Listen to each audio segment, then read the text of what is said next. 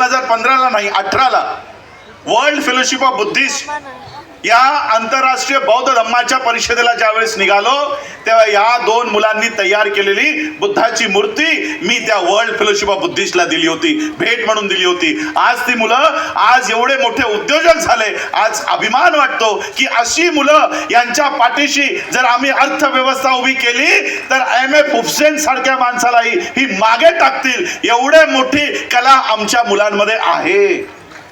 त्यांना प्लॅटफॉर्म नाहीये.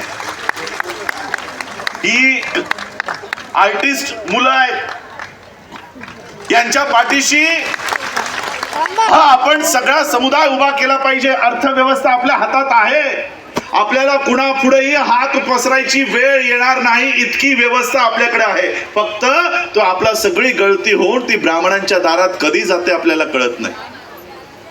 ती गळती थांबवा. हे असे उद्योजक तुम्हाला